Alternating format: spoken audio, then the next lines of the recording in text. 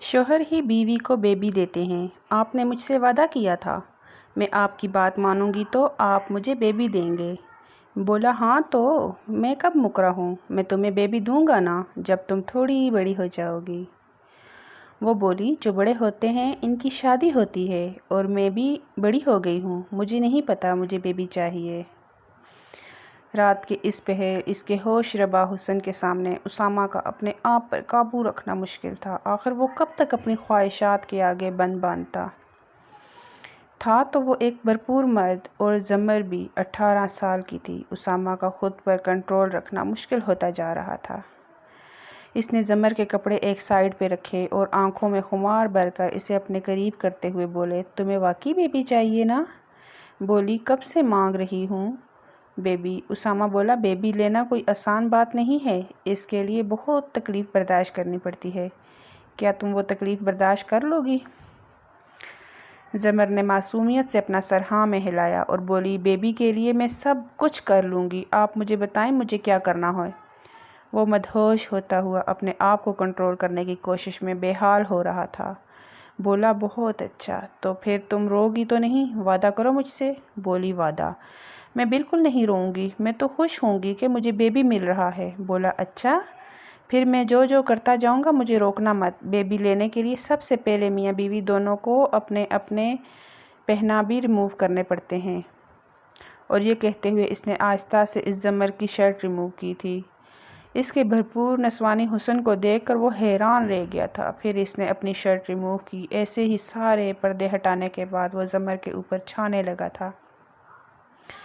زمر اسامہ کے اس نئے روپ کو دیکھ کر خوفزدہ ہوئی تھی، لیکن اسامہ نے مخمور لہجے میں اس کے کانوں میں یہی بات بولی تھی، بیبی لینا ہے تو چپ کر کے لیٹی رہو، میں تمہیں وہی دینے کی کوشش کر رہا ہوں، اگر بیبی لینا ہے تو کوئی آواز نہ آئے۔ یہ کہتا ہوا وہ اس پر اپنی من مرضیاں چلانے لگا تھا۔ اسے بے چین کرتے ہوئے وہ اس کے انگ انگ پر اپنے پیار کی مہریں لگاتا ہوا اپنے جذبات کو اتنا عرصہ کنٹرول کرنے کے بعد آج وہ ان پر بندہ باندھ توڑ گیا تھا۔ اپنی طرف سے بہت احتیاط کرتے ہوئے وہ اپنے آپ کو نرمی سے اس کی گہرائیوں میں اتار گیا تھا۔ زمر کے منہ سے ایک چیخ بلند ہوئی، وہ بے آب مچھلی کی طرح تڑپتے ہوئے اسے خود سے دور کرنے کی کوشش کرنے لگی۔ اس کے منہ پر جلدی سے ہاتھ رکھتے ہوئے وہ بولا بیبی بھاگ جائے گا، نہیں تو مجھے کرنے دو، تمہارے شور کی آواز سے بیبی بھاگ جائے گا۔ بس اس کا یہ بولنا تھا کہ پھر سے اسے زمر کی کوئی آواز نہیں آئی تھی، بس آنسو، سسکیاں، گٹی گٹی سی چیخیں جن کو روکنے کی کوشش میں وہ ہلکان ہو رہی تھی۔ بیڈ شیٹ کو مٹھیوں میں دبوچ کر وہ خود پر ضبط کرتے ہوئے پوری کوشش سے اپنی آوازوں کو روک رہی تھی۔ زمر جب 7 سال کی تھی تو اس کے والدین ایک کار ایکسیڈنٹ میں اللہ کو پیارے ہو گئے تھے۔ تب سے لے کر اب تک دادی نے اس کو اپنے دل کے ساتھ لگا کر پالا تھا۔ صفیہ بیگم کو اپنی پوتی جان سے زیادہ عزیز تھی۔ وہ اس کی چھوٹی چھوٹی تکلیف پر تڑپ اٹھتی تھی، اور گھر میں کسی بچے کو اجازت نہیں تھی کہ وہ زمر کی انگلی سے بھی چھو جائے۔ زمر کے دماغ پر اپنے ماں باپ کے ایکسیڈنٹ سے اچانک موت کا اتنا برا اثر پڑا تھا کہ وہ بڑی تو ہو گئی تھی، لیکن اس کا دماغ ابھی بھی 7 سالہ چھوٹی بچی جیسا تھا۔ گھر میں اس کے تایا کے 2 بچے بھی تھے، جن میں تایا کا بیٹا اسامہ اس سے 12 سال بڑا تھا اور تایا کی بیٹی حلیمہ اس سے 5 سال بڑی تھی، لیکن سب ہمیشہ اسے چھوٹے بچے کی طرح ہی ٹریٹ کرتے تھے۔ اپنی چھوٹی چھوٹی سی خواہشات کے لیے ضد کرنا، چھوٹی چھوٹی سی باتوں کو بہت بڑا بنا کر پیش کرنا اور ذرا سی تکلیف پر بہت بڑا ری ایکشن دینا زمر کے عام معمولات میں شامل تھا۔ یہ نہیں تھا کہ زمر کا علاج نہیں کروایا گیا تھا، بہت سے سائیکاٹرسٹ کے پاس اس کو لے جایا گیا، لیکن سبھی کا یہی کہنا تھا کہ جیسے اچانک زمر ایکسیڈنٹ کی وجہ سے اپنے آپ کو اسی 7 سالہ بچپن میں بند کر گئی ہے، بالکل ایسے ہی زندگی میں کوئی بھی جھٹکا اس کو واپس اپنے حال میں کھینچ کر لا سکتا ہے۔ تایا سکندر شاہ نے بہت کوشش کی تھی، لیکن اس کی کوئی بھی کوشش کامیاب نہیں ہوئی۔ اب زمر کی عمر تقریباً 18 سال ہو چکی تھی اور وہ ابھی تک وہی 7 سالہ بچوں والا رویہ تھا۔ اس کا اپنے چھوٹے چھوٹے ٹیڈی بیئرز اور کھلونوں کے ساتھ کھیلنا، چھوٹی چھوٹی باتوں پہ ضد کرنا، اور اگر کسی وجہ سے اس کی کوئی بات نہ مانی جائے تو اونچی آواز میں رونا شروع کر دینا۔ لیکن کوئی بھی اس کی ان حرکتوں سے پریشان نہیں تھا۔ اسے بہت ہی پیار سے سمجھایا جاتا تھا اور وہ کسی حد تک بہل بھی جاتی تھی۔ تایا کا بیٹا اسامہ سکندر آرمی میں میجر کی پوسٹ پر تھا۔ مہینے 2 مہینے بعد وہ چھٹی ملنے پر گھر آتا تھا۔ اس بار جب وہ گھر آیا تو گھر والوں نے اس کے اوپر ایک اور بم پھوڑا تھا۔ وہ تھا زمر کا اسامہ سکندر کے ساتھ نکاح۔ سکندر شاہ نے اپنی ماں کو کافی سمجھایا تھا، لیکن صفیہ بیگم کی سوئی ایک ہی بات پر اٹکی ہوئی تھی کہ ابھی تو میری سانسیں چل رہی ہیں اور میں اپنی بیٹی کی دیکھ بھال کرتی ہوں، لیکن اگر میری آنکھیں بند ہو گئی اور میری بچی دنیا کے رحم و کرم پر آ گئی تو میں اپنے بیٹے کو اوپر جا کر کیا منہ دکھاؤں گی؟ سکندر شاہ: کچھ بھی کرو، میں نہیں جانتی، لیکن مجھے ہر حالت میں زمر کا مستقبل سیکیور کرنا ہے۔ اور تم جانتے ہو نا ڈاکٹر نے کیا کہا ہے کہ زندگی کے کسی موڑ پر بھی زمر کی ذہنی کنڈیشن صحیح ہو سکتی ہے، اس لیے ہم اس بات کا انتظار نہیں کر سکتے۔ میں اسے تنہا نہیں چھوڑ سکتی، اس لیے میجر اسامہ سکندر کے گھر آتے ہی اس کا نکاح زمر کے ساتھ کیا جائے گا، اس سے پہلے کہ کوئی لڑکی اسامہ کی زندگی میں آ جائے۔ میں یہ برداشت نہیں کروں گی۔ حلیمہ کی شادی 6 ماہ پہلے ہوئی تھی اور اب تھی اسامہ سکندر کی باری۔ خاندان میں ایک سے بڑھ کر ایک لڑکی موجود تھی، سبھی میجر اسامہ سکندر کی وجاہت پر مرتی تھی۔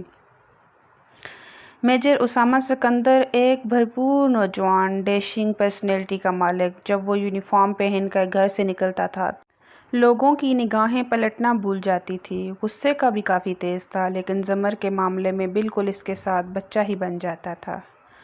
زمر نیلی آنکھوں والی کسی نازک سی گڑیا کی طرح تھی۔ 18 سالہ زمر، جس کی آنکھیں نیلے کانچ کی طرح زندگی سے بھرپور تھی، دیکھنے والے کو حیرت میں مبتلا کر دیتی تھی۔ کوئی اس کو دیکھ کر سوچ نہیں سکتا تھا کہ وہ 18 سال کی ہونے کے باوجود بھی 7 سالہ بچی جیسی حرکتیں کرتی ہے۔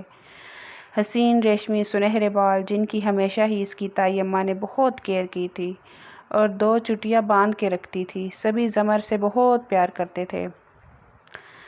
تایا اور تائی بھی بن ماں باپ کی بچی کو پھولوں کی طرح رکھتے تھے، اور دادی کی تو وہ آنکھ کا تارا تھی، کیونکہ سکندر شاہ کے چھوٹے بھائی اکبر شاہ اپنی ماں کے بہت لاڈلے تھے، اور ان کے جانے کا دکھ ان کی ماں صفیہ بیگم نے اپنے دل سے لگا لیا تھا۔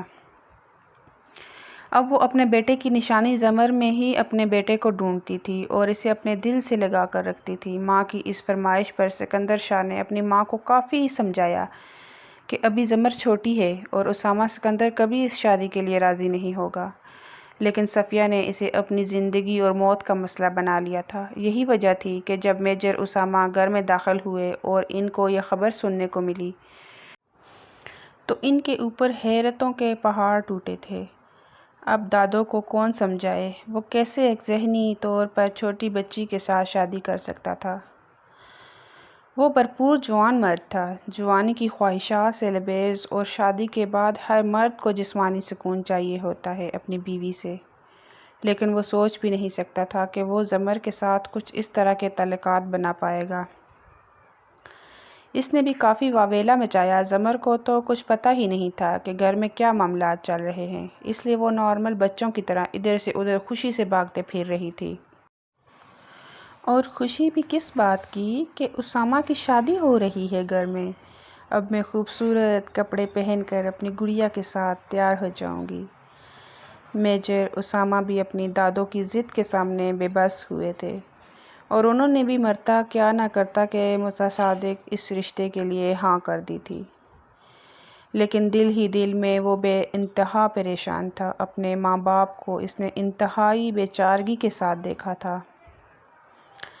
انہوں نے بھی اسے دادو کی بات ماننے کے لیے اشارہ دیا تھا۔ خیر، سب گھر والوں نے مجبور کر کے میجر اسامہ کا نکاح زمر سے سادگی کے ساتھ کر دیا تھا، کیونکہ دادو اس بات کا شور نہیں مچانا چاہتی تھی۔ اس لیے بس گھر کے افراد کی موجودگی میں ہی زمر اور اسامہ کا نکاح ہو گیا تھا، اور زمر اپنی نیلی آنکھوں کے ساتھ اسامہ کی طرف دیکھتے ہوئے بولی تھی: اسامہ بھائی، آپ کو پتہ ہے جیسے میں گڈے گڑیا کی شادی کرتی ہوں، بالکل ویسے ہی میں گڑیا اور آپ گڈا بن گئے ہیں۔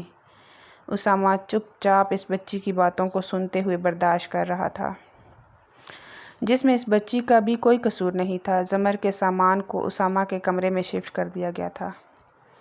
بہت خوبصورتی سے کمرے کو سجایا گیا تھا، لیکن اسامہ اس بچی دلہن کو پا کر بالکل بھی خوش نہیں تھا۔ اس نے تو کبھی خواب میں بھی نہیں سوچا تھا کہ وہ زمر کو اس نظریے سے دیکھے گا۔ وہ دلہن کے روپ میں بیڈ پر بیٹھی ہوئی اپنی گڑیوں کے ساتھ کھیل رہی تھی۔ جیسے ہی اسامہ کمرے میں داخل ہوا تو ایک چھلانگ لگا کر بیڈ سے نیچے اترتے ہوئے اسامہ کے گلے میں باہیں ڈال کر اس سے پوچھنے لگی: دیکھیں بھائی، میں دلہن بن کر کتنی پیاری لگ رہی ہوں، بالکل اپنی گڑیا کے جیسی۔ وہ اکثر ایسے ہی اپنی باہیں اس کے گلے میں ڈال کر اس سے اپنے معصوم چھوٹے چھوٹے کارناموں کی تعریف سنا کرتی تھی، لیکن میجر اسامہ کو کبھی اس کی بڑھتی ہوئی عمر کا احساس نہیں ہوا تھا۔ ہمیشہ وہ اسے بچی کی نظر سے دیکھتا تھا، لیکن آج جیسے ہی زمر نے اس کے گلے میں باہیں ڈالی تو اسامہ کا دل زور سے دھڑکا تھا۔ ایک تو اس کا حسن ایسا تھا کہ سامنے والے کو چاروں شانے چت گرانے کی ہر طرح کے تیروں سے لیس تھا، اوپر سے وہ دلہن بنی قیامت ڈال رہی تھی۔ میجر اسامہ اسے غور سے دیکھتے ہوئے نرمی سے اس کی باہیں اپنے گلے سے دور کی تھی اور بولے، ہاں ہاں میری گڑیا بہت پیاری لگ رہی ہے، اچھے بچوں کی طرح اب ان کپڑوں کو چینج کرے گی اور آرام سے سو جائے گی۔ زمر بولی، نہیں نہیں، میں ابھی بالکل نہیں سوؤں گی، میں تو آپ کے ساتھ بہت سی باتیں کروں گی جیسے میری گڑیا کا دولہا کرتا ہے۔ ویسے ہی میرے دولہا تو آپ ہیں، تو کیا آپ مجھ سے باتیں نہیں کریں گے؟ میجر اسامہ نے بے چارگی سے اس کی طرف دیکھا اور سوچا، ہائے رے میری قسمت، آج کی رات کے خواب نہ جانے لوگ کیسے کیسے سجاتے ہیں، اور میں اتنی حسین بیوی پانے کے باوجود بھی تشنہ لب بھی رہ جاؤں گا، نہ جانے کب تک۔ میرے صبر کا امتحان ہونے والا ہے۔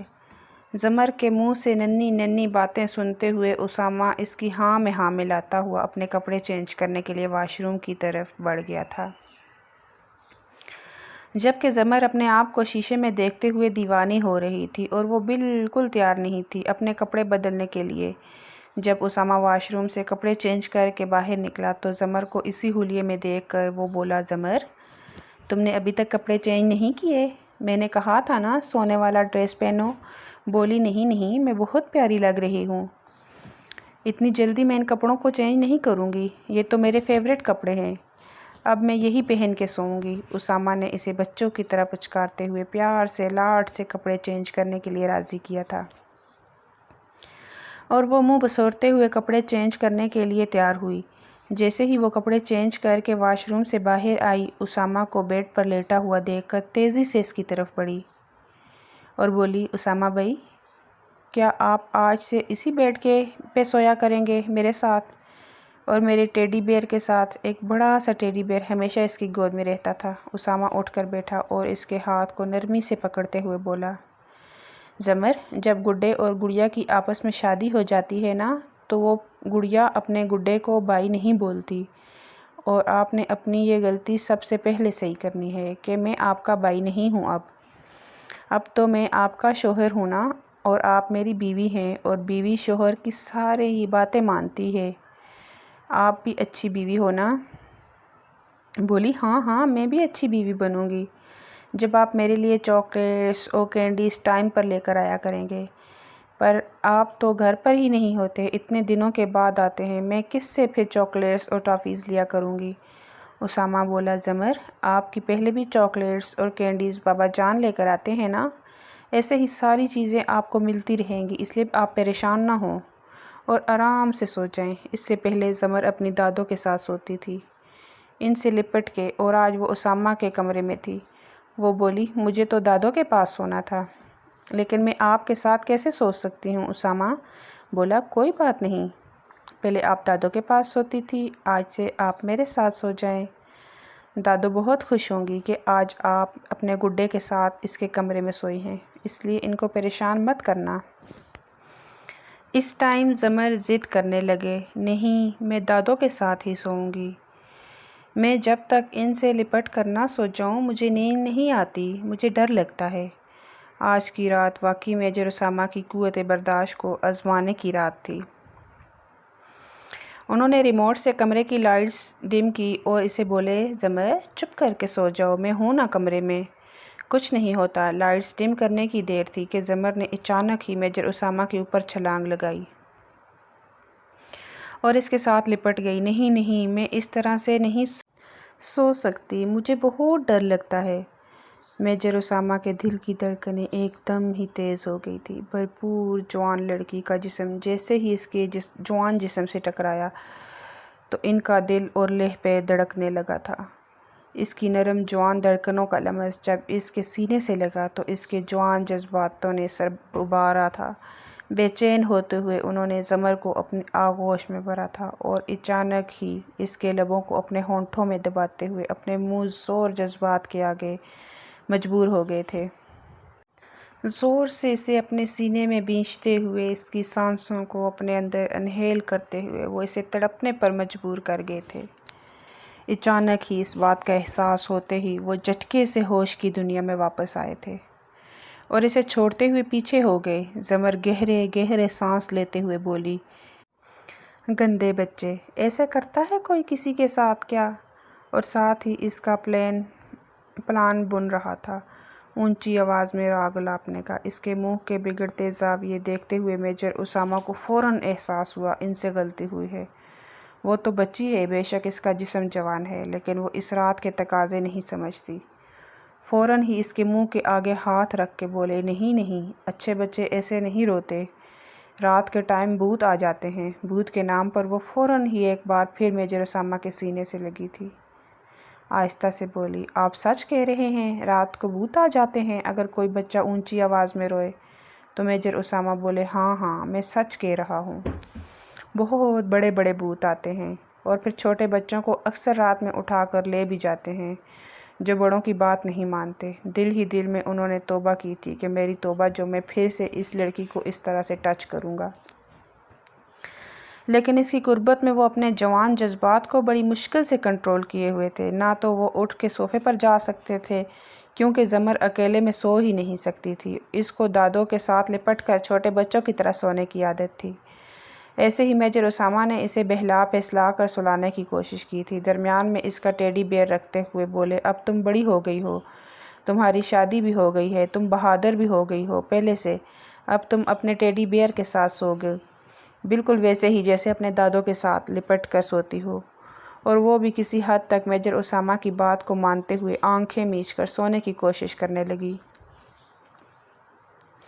بولی، میرے سر پہ ہاتھ پھیریے نا، دادو میرے سر پہ ہاتھ پھیرتی ہوتی ہیں تو پھر میں آرام سے سو جاتی ہوں۔ میجر اسامہ نے اس کے بالوں میں آہستہ آہستہ اپنا ہاتھ پھیرنا شروع کیا تھا اور نہ جانے کب وہ معصوم نیند کی وادیوں میں کھو گئی تھی۔ سوئی ہوئی معصوم سی پری کو میجر اسامہ غور سے دیکھ رہا تھا اور سوچ رہا تھا، کاش کہ زمر تم اپنے حال میں ہوتی تو آج یہ رات کتنی حسین ہوتی، مجھ پر یوں قیامت نہ ڈالتی۔ وہ آہستہ سے جھکے اس کے ماتھے پر اپنے پیار کی مہر ثبت کی اور اسے سیدھا کر کے لٹاتے ہوئے اس کے اوپر بلینکٹ دیتے ہوئے خود صوفے پر چلے گئے تھے۔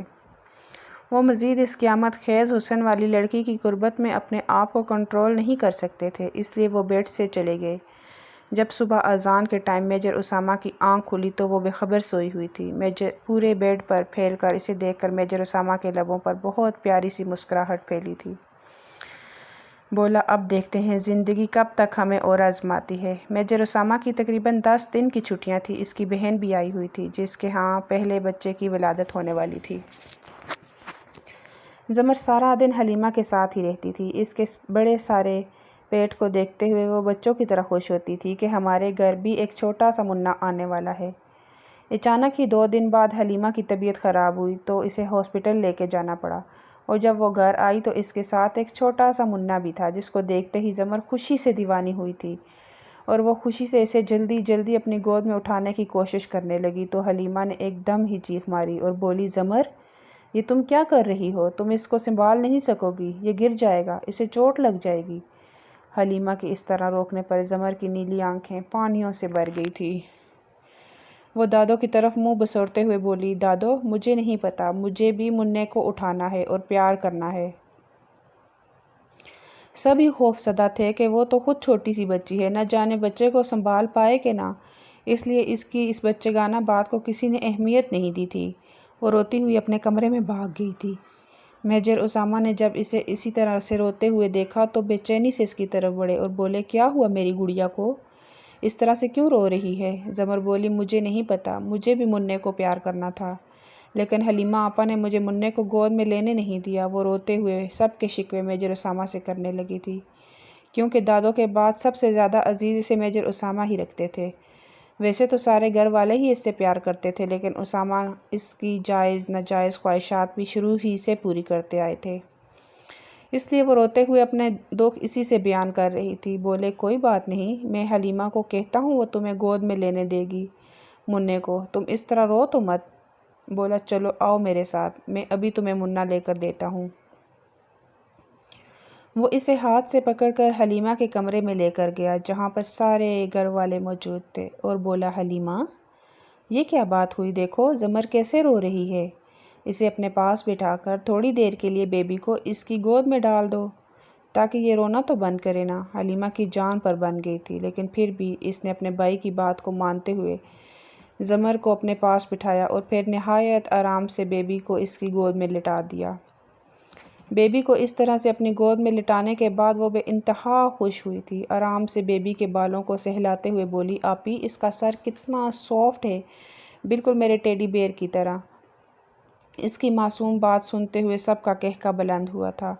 حلیمہ بولی ہاں ٹیڈی بیئر اگر نیچے گر جائے تو اس کو کچھ نہیں ہوتا، لیکن بیبی اگر نیچے گر جائے تو پھر بہت مشکل ہوتی ہے، بیبی کی جان بھی جا سکتی ہے، اس لیے بیبی کو ماما سے دور نہیں کرتے۔ تم ابھی چھوٹا بیبی خود ہو نا، اس لیے اس بیبی کو اس کی ماما کو دے دو، جب یہ تھوڑا سا بڑا ہو جائے گا نا پھر تمہارے ساتھ کھیلے گا۔ زمر کسی قیمت پر بیبی کو واپس نہیں دینا چاہتی تھی، لیکن سب کے پیار سے سمجھانے پر اس نے حلیمہ کو بیبی واپس کیا تھا۔ پھر بھی وہ دل سے ناخوش تھی اور بار بار اس کی سوئی ایک ہی بات پر اٹک رہی تھی۔ حلیمہ آپا کی بھی شادی ہوئی تھی اور ان کو بھی بیبی مل گیا ہے، اور میری بھی شادی ہوئی ہے، پر مجھے میرا بیبی کب ملے گا؟ اس بات کا ذکر اس نے اپنی دادو سے کر دیا تھا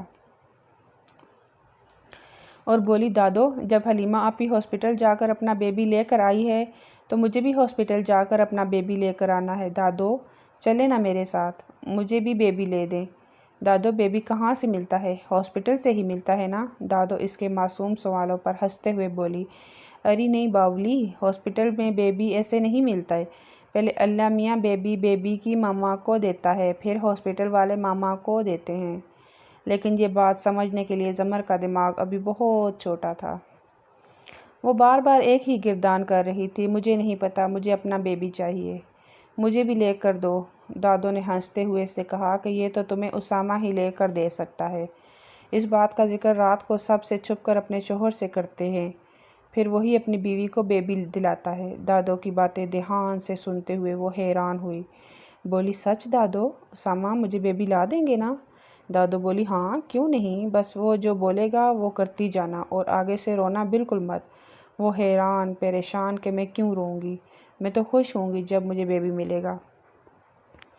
دادو ہنستے ہوئے بولی چلو ٹھیک ہے خوش ہونا، لیکن اسامہ سے بیبی مانگو، وہی تمہیں دے گا، اور اس بات کا ذکر کسی اور سے مت کرنا، نہیں تو پھر بیبی نہیں ملتا۔ دادو کی باتوں پر پکی ہوتی وہ فوراً اٹھی تھی اسامہ سے اپنی اس خواہش کا اظہار کرنے کے لیے۔ دادو نے جلدی سے اسے اپنے بازو سے پکڑ کر اپنے پاس بٹھایا اور بولی پگلی کہیں کی، رات کو بولا ہے میں نے ابھی سب کے سامنے جا کر نہ شروع ہو جانا، اکیلے میں بات کرتے ہیں اپنے کمرے میں، وہ بھی رات کے وقت، اور خبردار جو کسی کے سامنے بات کی، نہیں تو بیبی نہیں آتا، پھر وہ روٹھ جاتا ہے۔ دادو کی بات پر وہ ایسے ہی پہرا دے رہی تھی جیسے واقعی اگر اس نے کسی کے سامنے یہ بات بول دی رات ہونے سے پہلے تو بیبی اس کے پاس پھر کبھی نہیں آئے گا۔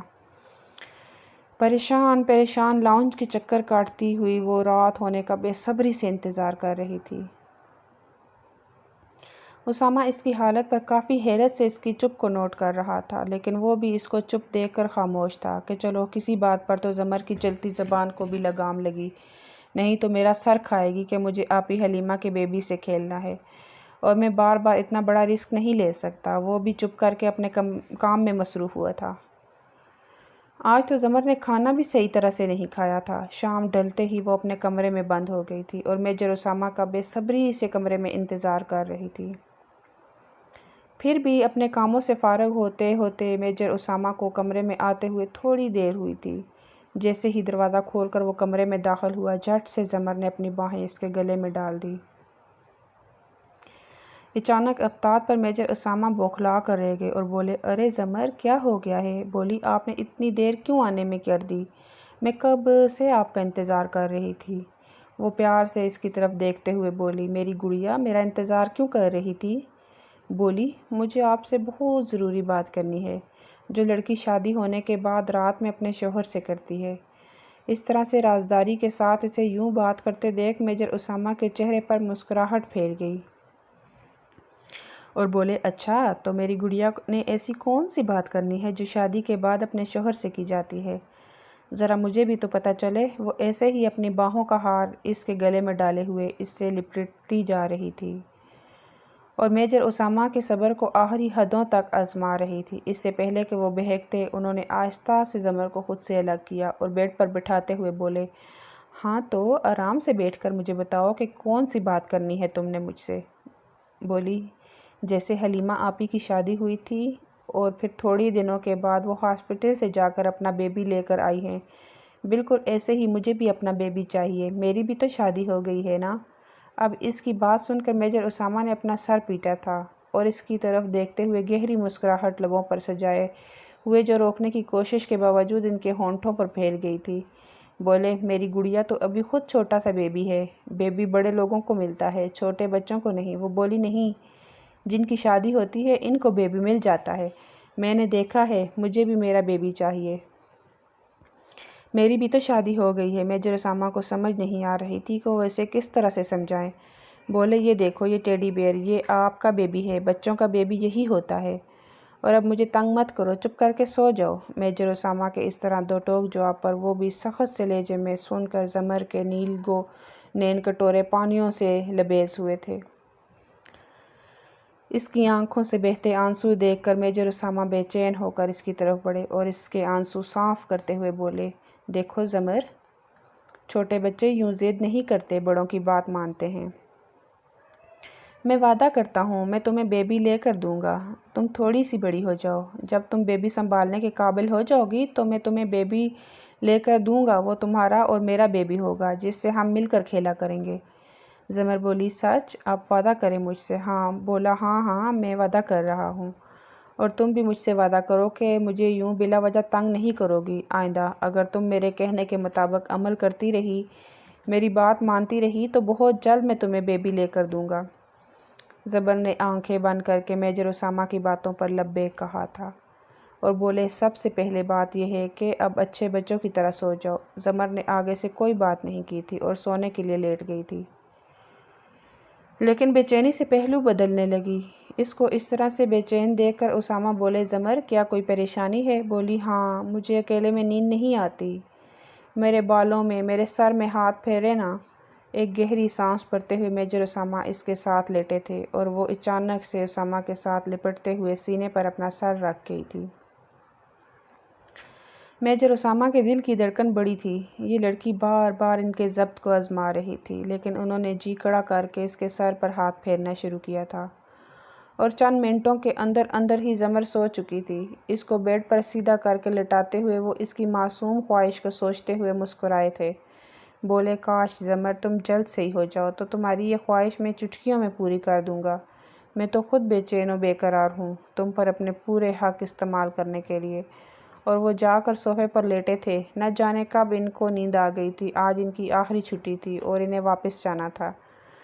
دادوں نے بہت ضد کر کے زمر کو بھی ان کے ہمراہ کیا تھا۔ میجر اسامہ کے پاس اپنا گھر موجود تھا، بس وہ زمر کی ذمہ داری لینے سے گھبرا رہے تھے کہ وہ تو خود ایک چھوٹی سی بچی ہے، وہ کیسے تنہا اس کا خیال رکھیں گے، حالانکہ ان کی ڈیوٹی بھی کرنی ہوتی تھی۔ اس پریشانی کا حل دادوں نے یہ نکالا کہ آیا کو اس کے ساتھ کر دیا تھا، 24 گھنٹے وہی زمر کا خیال رکھے گی۔ زمر بھی بے انتہا خوش تھی۔ دادو اسے بار بار سمجھا رہی تھی کہ تم نے بیبی اسامہ سے لینا ہے، وہی تمہیں بیبی دے سکتا ہے، اب جب واپس آؤ گی تو بیبی لے کر آنا۔ دادو کی بات پر پکی ہوئی وہ خوشی خوشی اسامہ کے ساتھ جانے کے لیے تیار تھی کہ وہ اسے بیبی لے کر دیں گے۔ جب اسامہ زمر کو لیے ہوئے اپنے آرمی والے بنگلے پر پہنچا تو وہ اتنا بڑا بنگلہ دیکھ کر حیران رہ گئی اور بولی آپ یہاں پر اکیلے رہتے ہیں؟ آپ کو ڈر نہیں لگتا؟ رات کو کوئی بھوت نہیں آتا؟ اس کی معصوم باتوں پر ہنستے ہوئے اسامہ بولا نہیں، بھوت مجھ سے ڈرتے ہیں۔ وہ بولی اچھا اسی وجہ سے آپ اکیلے رہتے ہیں، مجھے بھی بھوتوں سے بچا لیں گے نا؟ بولا ہاں ہاں کیوں نہیں، تم تو میری چھوٹی سی گڑیا ہو، تمہیں بھلا میں بھوتوں کو کیسے دے سکتا ہوں۔ آج ان کو آئے ہوئے 5ویں رات تھی اور اچانک ہی رات کے کسی پیر زمر نے اپنے اوپر پانی گرا لیا تھا اور اس کے کپڑے گیلے ہو چکے تھے۔ سردی کی وجہ سے کانپتے ہوئے وہ اسامہ کو جگا رہی تھی، اٹھے نا، میرے کپڑے گیلے ہو گئے ہیں، ان کو چینج کروا دیں۔ رات کے اس پہر اچانک زمر کو بولتے ہوئے سن کر اسامہ جلدی سے اٹھا اور بولا کیا ہوا زمر؟ زمر بولی، وہ میں پانی پینے کے لیے اٹھی تھی تو میرے اوپر پانی گر گیا ہے، میرے کپڑے گیلے ہو گئے ہیں، آپ چینج کروا دیں۔ پریشان نظروں سے اس نے زمر کی طرف دیکھا اور بولا، تم کپڑے چینج کر لو نا، الماری میں پڑے تو ہیں۔ وہ بولی، نہیں، مجھے نہیں کرنے خود چینج۔ بولا، اچھا، میں آیا کو بلا کر لاتا ہوں، وہ تمہارے کپڑے چینج کروا دیتی ہے۔ جیسے ہی وہ جانے کے لیے اٹھا، اچانک اسے خیال آیا کہ آیا کی طبیعت تو صبح سے خراب ہے۔ اس ٹائم ان کو بے آرام کرنا مناسب نہیں، اس لیے جھجکتے ہوئے اس نے زمر کے کپڑے چینج کروانے کا ارادہ کیا۔ اٹھ کر الماری سے اس کے کپڑے نکالے اور بولا، چلو اب ان کو چینج کرو۔ زمر معصوم بچوں کی طرح اپنی آنکھوں پر ہاتھ رکھتے ہوئے بولی، لو، میں آپ کو نہیں دیکھ رہی، اب آپ میرے کپڑے چینج کروا دیں۔ اس کی معصومیت پر اسامہ کی ہنسی نکل گئی۔ اسے ہنستا ہوا دیکھ کر زمر نے اچانک اپنی آنکھوں سے ہاتھ ہٹائے اور بولی، ویسے مجھے یاد آیا کہ مجھے تو آپ سے بہت ضروری بات کرنی تھی۔ بولا، اب اس ٹائم تمہیں کون سی ضروری بات کرنی ہے مجھ سے؟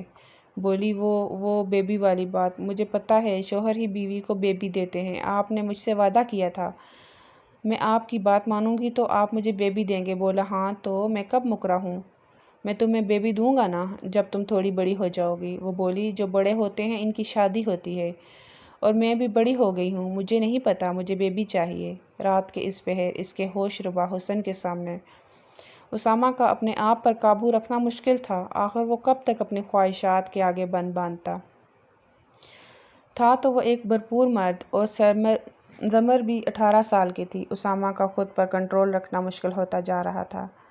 اس نے زمر کے کپڑے ایک سائیڈ پر رکھے اور آنکھوں میں خمار بھر کر اسے اپنے قریب کرتے ہوئے بولے، تمہیں واقعی بیبی چاہیے نا؟ بولی، کب سے مانگ رہی ہوں بیبی۔ اسامہ بولا، بیبی لینا کوئی آسان بات نہیں ہے، اس کے لیے بہت تکلیف برداشت کرنی پڑتی ہے، کیا تم وہ تکلیف برداشت کر لو گی؟ زمر نے معصومیت سے اپنا سر ہاں میں ہلایا اور بولی، بیبی کے لیے میں سب کچھ کر لوں گی، آپ مجھے بتائیں مجھے کیا کرنا ہے۔ وہ مدہوش ہوتا ہوا اپنے آپ کو کنٹرول کرنے کی کوشش میں بے حال ہو رہا تھا۔ بولا، بہت اچھا، تو پھر تم رو گی تو نہیں، وعدہ کرو مجھ سے۔ بولی، وعدہ، میں بالکل نہیں روں گی، میں تو خوش ہوں گی کہ مجھے بیبی مل رہا ہے۔ بولا، اچھا، پھر میں جو کرتا جاؤں گا، مجھے روکنا مت۔ بیبی لینے کے لیے سب سے پہلے میاں بیوی دونوں کو اپنے اپنے پہنا بھی ریموو کرنے پڑتے ہیں۔ اور یہ کہتے ہوئے اس نے آہستہ سے اس زمر کی شرٹ ریموو کی تھی۔ اس کی بھرپور نسوانی حسن کو دیکھ کر وہ حیران رہ گیا تھا۔ پھر اس نے اپنی شرٹ ریموو کی۔ ایسے ہی سارے پردے ہٹانے کے بعد وہ زمر کے اوپر چھانے لگا تھا۔ زمر اسامہ کے اس نئے روپ کو دیکھ کر خوف زدہ ہوئی تھی، لیکن اسامہ نے مخمور لہجے میں اس کے کانوں میں یہی بات بولی تھی، بیبی لینا ہے نا تو چپ کر کے لیٹی رہو، میں تمہیں وہی دینے کی کوشش کر رہا ہوں، اگر بیبی لینا ہے تو کوئی آواز نہ آئے۔ یہ کہتا ہوا وہ اس پر اپنی من مرضیاں چلانے لگا تھا۔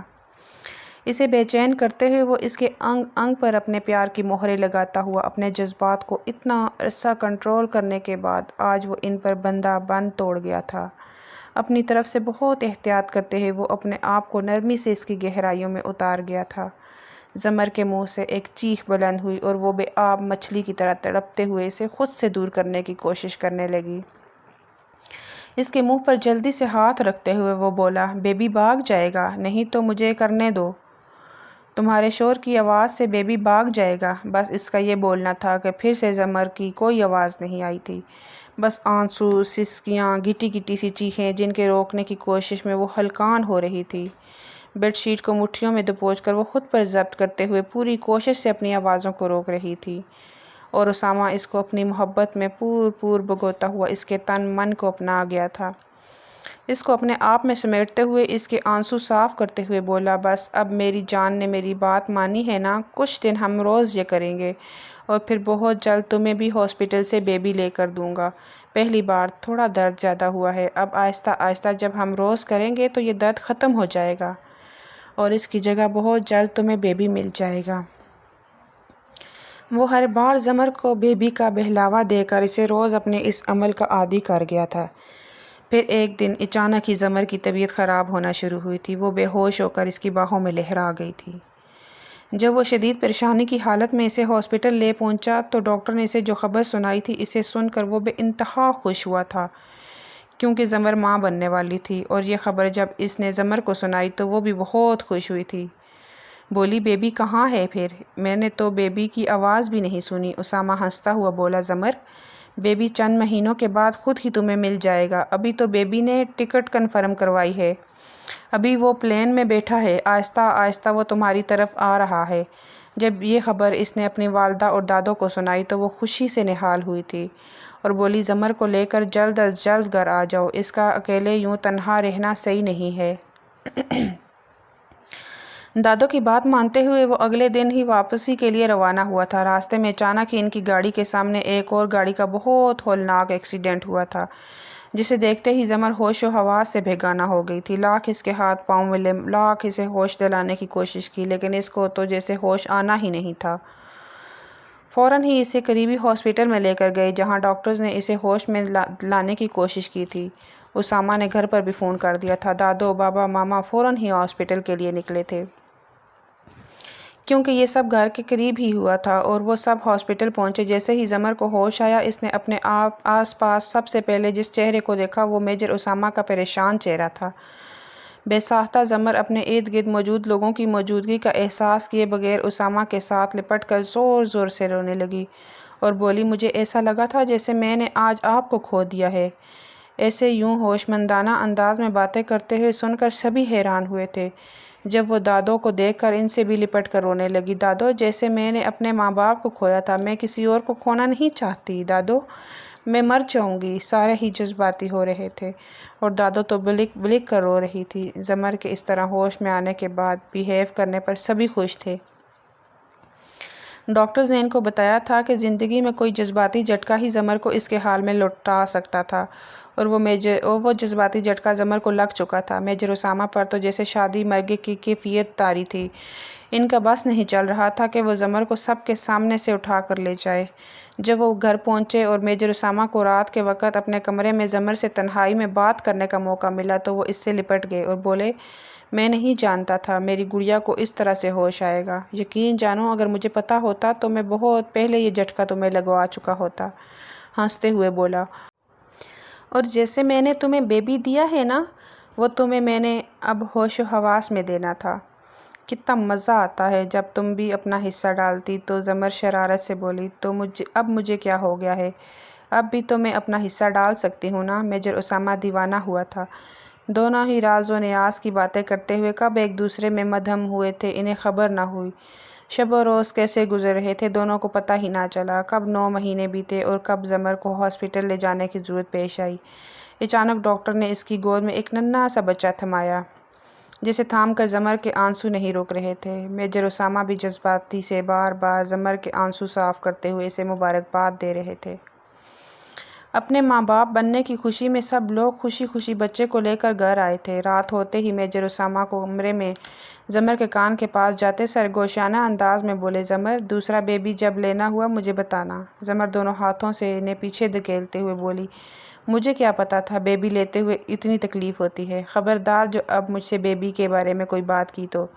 میجر اسامہ ہنستے ہوئے بولے زمر، ایک بیبی تم نے مجھ سے لیا تھا، ایک بیبی اب تم سے میں لوں گا، تیار رہنا۔ جیسے ہی تم ٹھیک ہوتی ہو نا، ویسے ہی میں اپنے حصے کا بیبی تم سے لوں گا۔ جیسے میں نے پیار سے تمہاری بات مانی تھی ویسے ہی تمہیں بھی پیار سے میری بات ماننی ہوگی۔ یہ سنتے ہوئے زمر کے گال شرم سے سرخ انگارہ ہوئے تھے، پر وہ دونوں ہاتھوں میں اپنے چہرے کو چھپا گئی تھی۔ اس کی اس معصوم ادا پر میجر اسامہ کا بلند قہقہ کمرے میں گونجا تھا۔ بولا میری شدتوں سے اب تم زیادہ دن دور نہیں رہ پاؤ گی۔